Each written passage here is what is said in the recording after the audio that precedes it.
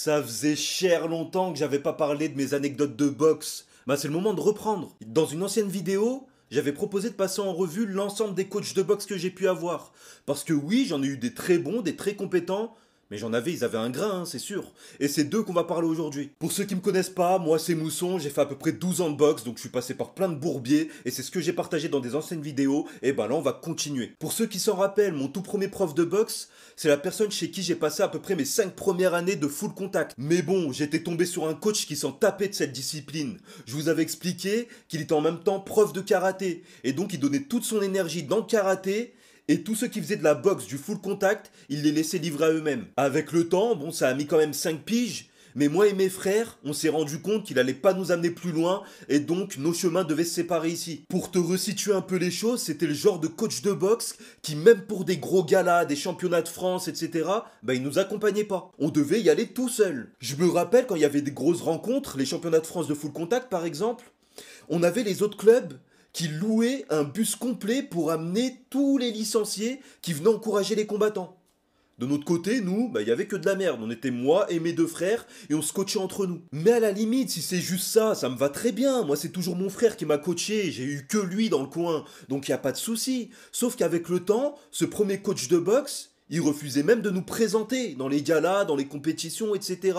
Il avait complètement lâché l'affaire. Et vu comment la boxe a évolué aujourd'hui, on se rend bien compte que c'était une décision de con de prendre à la légère cette discipline, alors que ça évolue un truc de fou. Moi, personnellement, j'ai jamais été un grand compétiteur, donc à la limite, ça me gênait pas. Ils me présentaient pas, je m'en foutais un peu. Par contre, mes frères, eux, ils avaient vraiment de l'ambition. Ils voulaient devenir des champions, des vrais combattants, des professionnels.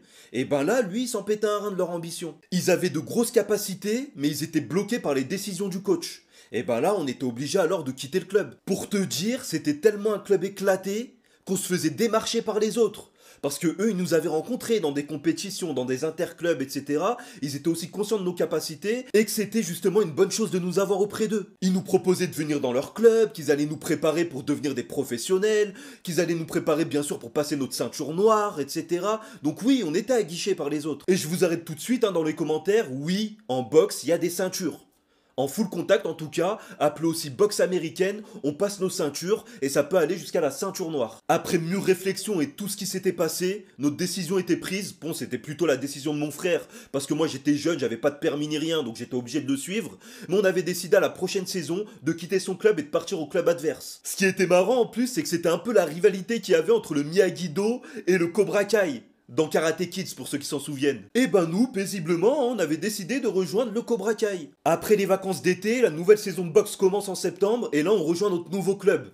Il était tenu par des gitans qui étaient boxeurs de père en fils. Le père, c'était un sacré boxeur de fou, mais il était rattrapé un peu par les problèmes de santé. C'est pour ça qu'il s'occupait vraiment de la théorie, mais dans la pratique, il montrait pas grand chose. Par contre, son fils, lui, il était reconnu dans le domaine du full contact. Il avait été au moins 10 fois champion de France, il avait une force de frappe de malade. Je comptais même plus les KO qu'il avait mis sur le ring, donc c'était incroyable, une expérience de fou à nous partager. La salle en elle-même, elle payait pas de mine. C'était une salle classique avec des tatamis, des sacs de frappe, des PAO, voilà, rien de spécial. C'était dans ce club aussi, pour ceux qui s'en souviennent, où il y avait le titan déviant qui voulait être prof à la place du prof. Même celui qui m'avait accompagné en forêt, je m'étais perdu, etc. Si j'y pense, je vous mettrai la vidéo juste ici. Bah voilà, on arrive pour le premier entraînement, rien de spécial, hein, c'était un peu les présentations, ils nous présentaient les infrastructures, comment ça allait se passer, etc.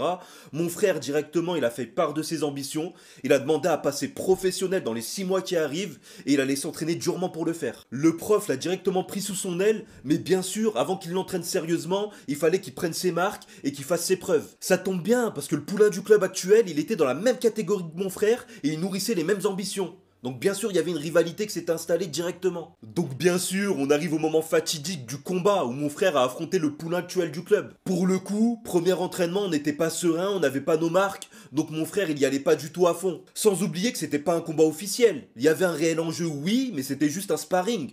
Donc étant donné que c'est un sparring, est-ce que tu vas te donner à fond, tu vas essayer de mettre KO la personne en face, etc. Non, pas du tout. Son adversaire, au début du combat, il avait la confiance parce qu'il connaissait tout le monde et il était épaulé. Donc oui, au début du combat, il avait largement le dessus, on va pas se mentir. De l'autre côté, il y avait le coach de boxe, il arrêtait pas de chauffer mon frère pour lui dire d'y aller à fond. Il arrêtait pas de lui dire, mais tu frappes comme une femme, mais vas-y à fond, cogne-le, montre-moi ce que tu sais faire, sinon tu seras jamais pro, etc. Il lui lançait des dingueries pour qu'il s'énerve. Je sentais que ça commençait à saouler mon frère à juste titre et je pense que c'était le but. À un moment, il devient rouge, et là, il laisse tout tomber. Il envoie un crochet du futur dans le crâne de son poulain, il se le mange en plein dans la gueule, il tombe par terre sec. Donc oui, mon frère venait de mettre KO le poulain du club sur un crochet du droit. Mais tu te doutes pas de ce qui va se passer par la suite, c'est incroyable. Même moi je vais te le raconter, j'y crois même pas. Le gars s'est étalé par terre, tout le monde a couru vers lui pour voir s'il allait toujours bien et s'il avait rien de grave. Et quand ils l'ont relevé, à l'endroit où mon frère lui avait mis le crochet dans le front, il y avait un creux. Frère, il avait un cratère sur le crâne. Comment c'est possible? Encore une fois, je te dis pas ça pour dire que mon frère c'est Mike Tyson, il a une frappe de fou. Justement, non, à ce niveau-là, pas forcément. Mais c'est peut-être son crâne qui était en mousse, j'en sais rien moi. Parce que moi je me suis posé 1000 questions. Est-ce qu'il avait une maladie de base qui fragilisait ses os? Parce que c'est pas possible. Oh, on parle d'un crâne, c'est censé être solide. Surtout que là, mon frère, il a pas frappé à main nue, il a frappé avec des gants. Bref, en tout cas, pour le poulain actuel, c'était fin de saison pour lui, directement. Et mon frère avait gagné sa place en tant que poulain officiel. Par la suite, le coach a commencé à se mettre 100% sur l'entraînement de mon frère. Bah oui, parce qu'il avait vu le potentiel en lui, et il a commencé à l'entraîner durement, avec des entraînements personnalisés, du cardio, de la muscu, etc. C'était incroyable. Mon frère, il sortait des entraînements à chaque fois, il était complètement épuisé. Mais on le voyait évoluer au fur et à mesure et il prenait du niveau un truc de fou. Par exemple, un truc qui m'avait choqué chez lui, c'est qu'en un mois, il avait appris à utiliser la poire. Pour ceux qui connaissent pas, la poire, c'est un outil qui est utilisé surtout en boxe anglaise et qui permet de bosser ta coordination avec tes poings, justement. Je te mettrai quelques images si j'y pense. Mais c'est un outil qui est super technique, frère. T'apprends pas à faire de la poire en 2 semaines, tu vois ce que je veux te dire?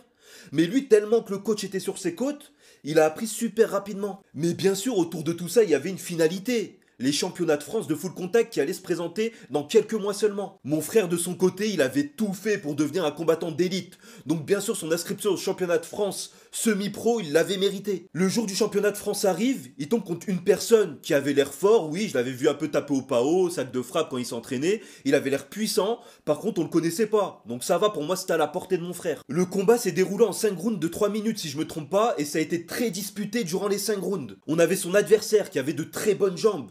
Il te sortait des coups de pied retournés du futur. Et mon frère en face, lui, sa spécialité c'était l'anglaise. Donc il arrivait bien à le toucher là-dessus. À la fin, on arrive jusqu'à la décision du jury, donc il n'y a pas eu de KO ou quoi que ce soit. Et les jurys décident de laisser un léger avantage à l'adversaire de mon frère. Donc mon frère a perdu ce combat. Mais bon, étant donné qu'il avait livré une bonne guerre, qu'il a montré ce qu'il savait faire, etc., les jurys en profitent pour lui dire: eh ben écoute, malheureusement à la prochaine étape, on a une personne qui s'est désistée et qui est forfait. Donc même si t'as perdu ton combat, on te propose de passer à la suite. Mon frère, il est super content, honnêtement, il s'était entraîné toute sa vie pour ça, donc il accepte directement. Il dit bien sûr, au prochain combat, je vais vous montrer que je vais être encore plus fort, merci beaucoup pour votre confiance, etc. Sauf que notre coach actuel, il l'a pas entendu de cette oreille. Lui, il est arrivé, il a mis son veto. Tout simplement, il a expliqué que mon frère avait perdu le combat sur le papier, donc il méritait pas de poursuivre. Il mérite d'être éliminé. Il a dit clairement à mon frère: si t'as perdu au premier combat, c'est que tu mérites pas de passer à la suite et que t'as pas le niveau. C'était un peu cru, on va pas se mentir, je comprends un peu le point de vue du coach, mais mon frère il l'a cher mal pris, parce qu'il se disait au prochain combat, maintenant que je suis un peu plus à l'aise, je vais pouvoir montrer un peu plus ce que je sais faire. Et là non, t'as son propre coach qui le trahit et qui refuse de l'accompagner. Il était vraiment chaud pour le prochain combat, mais le coach lui a coupé l'herbe sous le pied. Donc tu te doutes bien qu'après cette péripétie, ça a mis fin à notre collaboration. Et donc il nous fallait pour la saison qui suit, trouver un autre club de boxe. Oui, je sais, pour le coup cet épisode il était concentré surtout sur la carrière de mon frère, que je trouve tout aussi intéressante, voire plus, parce que lui il en a fait des compétitions justement. Donc dites-moi dans les commentaires si ça vous plaît que je vous raconte un peu mes deux frères, ce qu'ils ont fait dans la boxe, etc. Ce qu'ils ont rencontré comme difficulté. Parce que moi personnellement, avec ce deuxième coach de boxe, je vous avais déjà tout raconté me concernant. Bref, c'était Mousson, j'espère que la vidéo t'a plu. Si c'est le cas, comme d'habitude, tu likes, tu commentes, tu t'abonnes. Et nous on se retrouve la semaine prochaine pour une nouvelle vidéo. Allez, ciao!